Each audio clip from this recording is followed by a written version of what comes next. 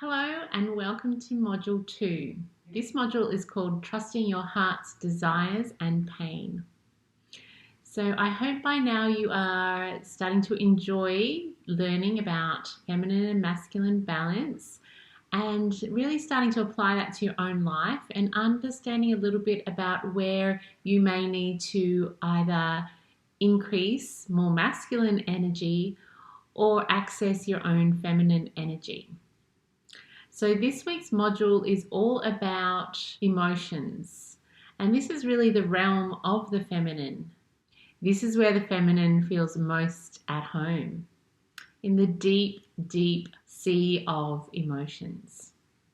So it's really important that we understand how to connect to our emotions and how to validate those so that we can freely express them in our relationships. Let's get started. All right, so there are two components to this week's module. And the first one is self-validation of sadness, anxiety, anger, and jealousy. And then I'm going to talk about trusting in your perpetual desire for more love. All right, so first, self-validation of sadness, anxiety, anger, and jealousy. And to be honest, any emotions that might arise in you from moment to moment. So if you think about a woman who has certainty in how she feels, who's able to validate her own emotions and really trusts that how she feels is valid and true for her, then she might be standing up nice and straight like this lady in this picture here, just comfortable with her own emotions, with her own pain, with the information that she gets from her heart. And you could say that this lady here has a good backbone. So in other words, there's this sort of inner support that is going on for her where she feels strong within herself. So this is like being able to access our own inner masculine, which is a source of support for us as we express how we feel. Now, without this inner structure or support or inner masculine energy from within, we can feel really helpless or weak and dependent on getting that support and validation from another person. And this often doesn't go down well because many masculine partners don't know how to sit in uncomfortable emotions very well. A lot of them have not been raised in environments where they were taught about the importance of emotions, and emotions may have been dismissed in their families as much as it was dismissed in our own families. So you can understand this dilemma we have when a more feminine partner is experiencing some emotional pain, but if she's going to a more masculine partner, relying on him or her to provide that structure, that support, that validation, and doesn't get it, then that can really escalate very quickly because there's a lot of distress that goes on when there's this emotional pain without any space for it to be held. So then we look a little bit like this. We feel small, we feel helpless, we feel weak, and we can unravel really quickly because there isn't that structure holding space for our emotions. So this module is all about how to cultivate that within ourselves. And one way of looking at that is by just strengthening our own inner masculine. But truly this work is for most people on the planet, women and men included. Okay, so let's talk about self-validation and self-nurturance. The nurturance from a parent or caregiver from birth, or even when in the womb, is a core human need. You know, all babies, when they're first born, need to feel that safety, that when they express how they feel and their needs, that they will be responded to by a caregiver. It's how babies communicate their physical and emotional needs to their caregivers. And as children, we learn about our emotions and needs through the reactions of our caregivers. So we start to learn about what these emotions are all about. whether these emotions are valid, and whether these emotions are tolerated and accepted by those around us. However, let's talk about emotional deprivation, the undernurturance epidemic. So most of us adults were raised by parents who were quite disconnected from this nurturing energy and therefore feminine energy due to generations of unhealed trauma, patriarchal values, and a lack of modeling of nurturance, patience, and soothing of painful emotions. So it really is up to us doing this work. For some of us, we might be the first person in our family line to really connect deeply with our emotions and to start to put more feminine energy back on the table and really value the importance of sitting in and unpacking and processing deep pain and emotions. So in the absence of a nurturing caregiver, or even with a dismissive caregiver, the child learns that their emotions are wrong, that their needs are not valid, and their feelings are too much. The child then takes in this message about emotions, needs, and vulnerability and continues the same response internally to any painful emotion that they may have. So a child learns to speak to themselves about their emotions in the same way that their caregivers and parents are speaking to them about their emotions. So if a parent is saying, you're too sensitive, the child will then start to tell themselves that they're too sensitive. Even though the message from that parent about the child being too sensitive probably has more to do with the parent not having the capacity to soothe or sit with uncomfortable emotions. So the result is generation after generation of women and men disconnected from this inherent capacity for nurturance, love, grace, softness, tenderness, sensitivity, compassion, and heart connection. Ironically and tragically, this is also the greatest gift of the feminine in intimate relationships: nurturance, love, grace, softness, tenderness, sensitivity, compassion, and heart connection. So you can see the dilemma here. In intimate relationships, the feminine partner tends to be the one with a greater capacity to feel emotions as they arise spontaneously, to pick up on any tensions that might be going on in the room, to be able to sense how everyone feels, and to be impacted by any signs of disconnection. That is something that anyone who identifies as a more feminine essence person can really acknowledge in themselves, that they're able to pick up on other people's emotions and feelings and the vibe of people around them. So in other words, we are designed to be quite sensitive to the emotional needs of other people. However, if she is habitually undermining, invalidating, dismissing, numbing, or avoiding her emotions, she is disconnected from feminine energy and therefore her body and heart wisdom.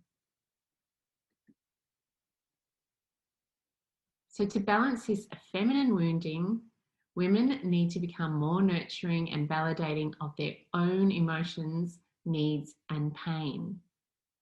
So this is really part of healing this wound, because we may have been invalidated in our childhood and we may have learned to speak to ourselves in a very invalidating way when it comes to more vulnerable or uncomfortable emotions.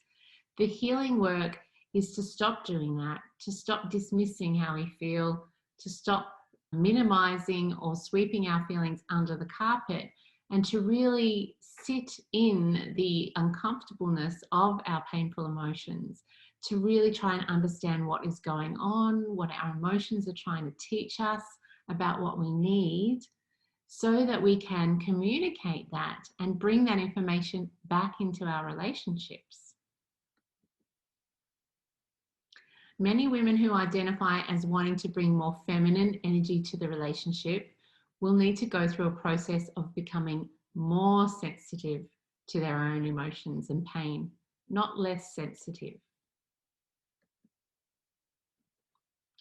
Now, this may feel counterintuitive at first because we've spent decades doing the opposite, questioning, doubting, scoffing, and minimizing our own pain. But with intention and commitment, we can learn to become a loving mother to ourselves. Now, this process is going to have you more connected to your heart, better in tune with how you feel and what you need, and more validating of the pain as it arises, which is going to mean that you're going to feel less emotionally dysregulated and more certain of how you feel and more confident in expressing how you feel because you've already validated your own pain and you're not relying on another person to validate how you feel when you've already validated it yourself. Now that creates a bit of space so that if there's invalidation there and your partner is not meeting you where you're at in your emotional pain, then you can create the space where you can retreat for a moment, say that it doesn't feel very validating what they're saying to you, and you're going to step away from the conversation momentarily until they're ready to reconnect with you where you're at. Self-validation provides us with the inner strength required to approach a partner with a complaint and not unravel when they invalidate our need or emotions. Without self-validation, we can become very distressed and distraught when our partners do not immediately agree with or empathize with our point of view. And we can escalate and our emotions intensify very quickly as our inner child feels alone and scared. With self-validation, we can end a conversation if it doesn't feel validating or safe, and take space to self-soothe so we can return to the conversation again. All right, so let's have a look at anger. Just take a moment to reflect on what makes you angry. So this is really important because the more honest we can be about what makes us angry and the more we are able to validate that anger, then the more cleanly we can communicate our anger without having to justify our anger or bring up 100 examples of past things that have happened to make us angry. We can just express that we're angry in the moment. So relational anger is a term that I like to use when it's relating to anger when another person's actions cause you pain, hurt, and anger. And I like this quote here by David Data. He says, "Feminine anger is always because you are feeling unloved." Now, this obviously applies to women and men because women and men both have the feminine in them. So if you can discern between feminine anger, which is very relational, it's about feeling unloved, invisible, unheard, unseen, as opposed to masculine anger, which is more about the frustration that comes with a lack of freedom and autonomy. So when you really start to own this anger, and feminine anger is really important in relationships because it tells us when there's something off in the connection, then you're able to express this anger more freely and spontaneously as it arises, rather than trying to suppress it or hide it. So expressing relational anger is very important because it communicates to a partner that they have overstepped a boundary of yours. And your boundaries, of course, are important in the relationship because two people's boundaries are important. Two people need to be honored in a relationship for it to thrive and function well. So you need to be really in tune with your own anger and what your boundaries are so that you can let your partner know if they've overstepped your boundary. So anger is a valid emotion to feel when either it's clear that the other person's actions were intentional to hurt you, or B, it's possible that their action was not intentional. After all, anger is so quick, you won't be able to distinguish which one it is. You're not going to know if their actions was intentional or unintentional. And if you spend too much time in your head analysing whether they did it on purpose or not, you're going to miss the opportunity to express how you feel in that moment, which is more connected to your heart. And you've abandoned how you feel in your heart, and now you've gone up into your head, wondering whether it's valid for you to feel anger in this situation. When we validate our own anger, it brings the intensity of the anger down to a level that can be expressed without damaging the relationship or causing suffering in your partner. Anger that's very intense and dysregulated and has not been validated and soothed internally can come across very harsh, very attacking, and very threatening to the other person, which is going to activate a more defensive response in them, and you're going to feel less connected and less safe, rather than the opposite, which is you're wanting to feel more safe, more seen, more heard, and more understood. All right, so let's now have a look at anxiety in relationships. Well, firstly, anxiety as a trait is very common in many people. And if you identify as being anxious in your nature, then it will serve you well to accept this as part of your nature. Just accept if you tend to be a bit of a worrier, if you tend to be a bit uptight, if you tend to be a more nervous person, or maybe you have an anxious attachment style or an avoidant attachment style, which is going to activate certain levels of anxiety in you whenever it comes to moments of disconnection or uncertainty or ambiguity in the relationship. So it's not going to serve you well to pretend that you're not anxious and you then attempt to hide this aspect of your nature or your personality. Much better off just owning it and putting it down to DNA or something that you've inherited somewhere along the lines. It doesn't matter. This is a normal occurrence in the general population.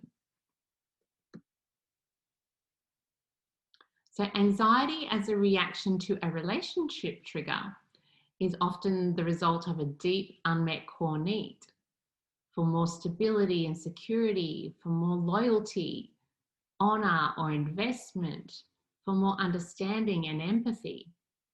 Now, these are all very valid reasons to get triggered and anxious in a relationship. But it may feel too unsafe to express these deeper needs, so anxiety is the tension created by trying to suppress and hide these needs. So that actually creates a real pressure cooker kind of system there. When you're trying to hide deeper painful emotions, then a lot of effort is required to hold those emotions down, and that's what creates anxiety. Now, if repeated over time, this can turn into insecurity and guardedness because you haven't tested the waters with expressing your deeper pain. So anxiety will then eventually turn into insecurity and guardedness if this goes on for a long, long time. So again, we need to self-validate, to accept that your insecurities and fears are real. This will relax your nervous system and make you feel safe, at least within your own inner world. Once you self-validate and accept that anxiety is a natural response to uncertainty and instability, you can speak with your partner about this and talk about what would help you feel more safe and loved. Now, in a relatively healthy relationship, a partner is going to be interested in your inner experience. They're going to want to learn about you and find out about how they can love you better and make you feel safe. Now, these conversations often don't go down well the first time. So it's going to take you multiple attempts to keep coming back to these conversations. But over time, you will have a good sense of whether your partner is willing to accept your inner experience and create a secure relationship with you or not.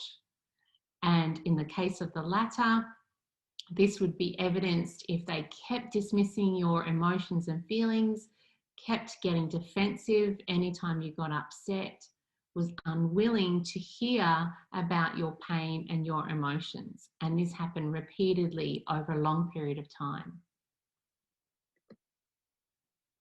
All right, now let's talk about jealousy. Again, jealousy is another natural emotion that comes up in relationships. But jealousy is an emotion that never comes out elegantly. There's no other way to put it. But again, if you consider it a valid emotion that has ancient archetypal meaning to it, which is to protect the union, then you may be more willing to feel it. Validating your own jealousy as a valid reaction to feeling as though the union is threatened is going to feel better than invalidating your jealousy, calling yourself insecure and possessive, and pretending as though you are fine when actually you are not.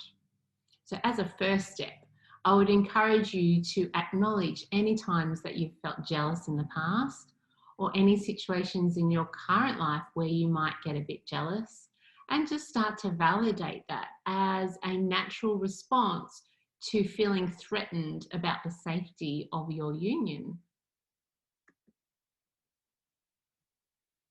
So if you spend time validating your jealousy and the history behind your pain, you are better equipped to talk about your needs with your partner in a way that inspires them to want to protect your heart.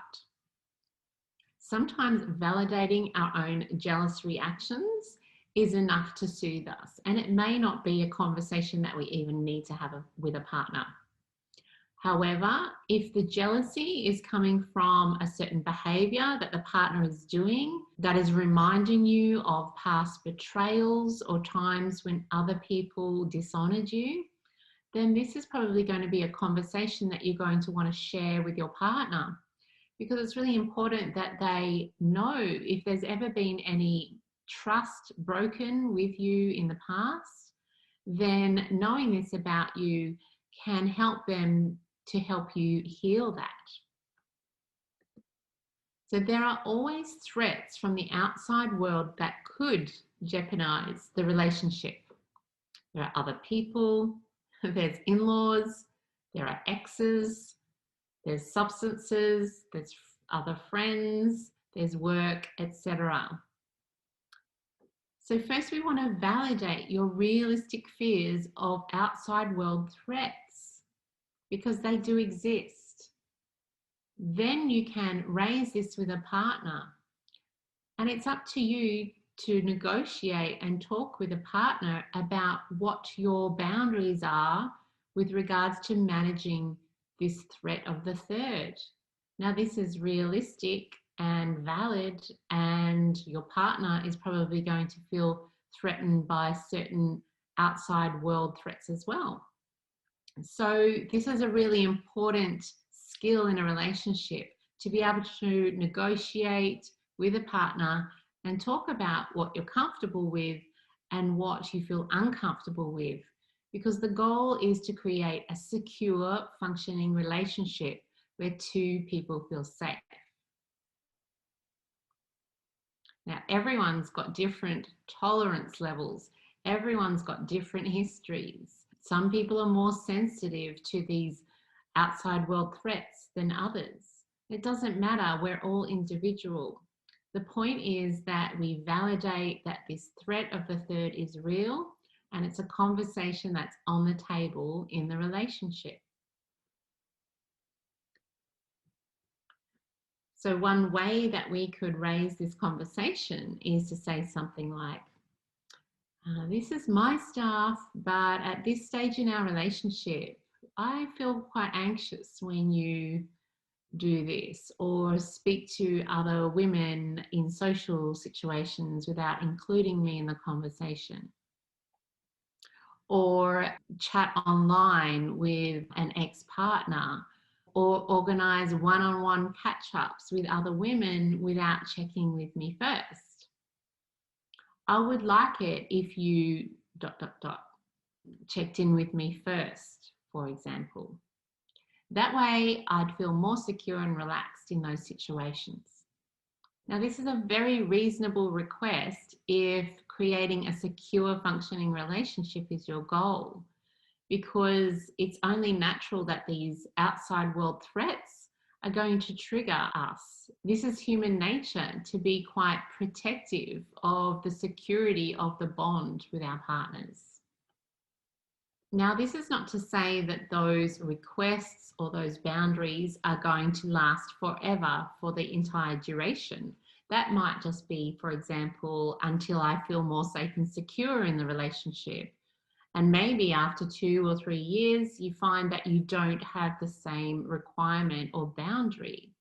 But it's really important to just tune into where you're at right now and be able to validate what your needs are right now and what would make you feel threatened or triggered, so that you can communicate what your boundaries are at this stage of the relationship.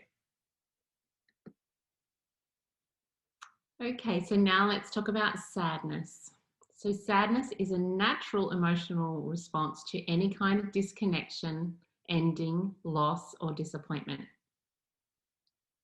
It is very common for the more sensitive or feminine partner to frequently feel sad the moment the loss or disconnection occurs. When expressed freely, it communicates to others our desire for connection, love, and unity. Now, this can't be a bad thing to be expressed in a relationship. It's communicating a need for more love and more closeness. Crying in front of a partner because of feelings of sadness, hurt, and pain feels frightening only because sadness has not been validated in the past and has not been responded to appropriately by society at large. If sadness was more accepted as an emotion, we would probably feel very comfortable showing this side to our partners and crying whenever we felt that disconnection.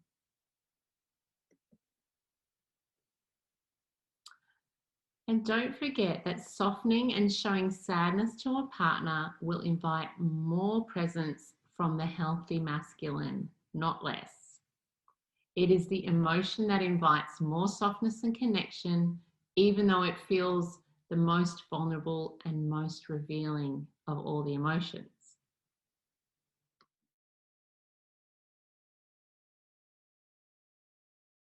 Okay, so the second part of this module is trusting in your perpetual desire for more love.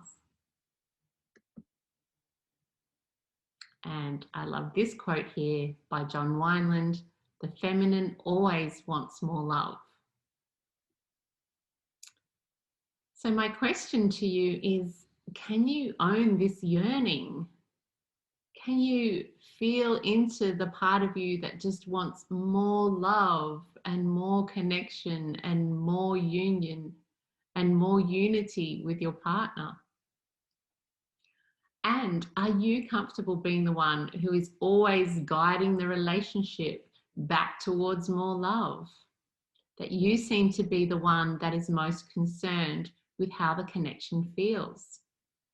Now, the degree that you can own that and accept that you are that partner is the degree that you will feel comfortable always wanting more love.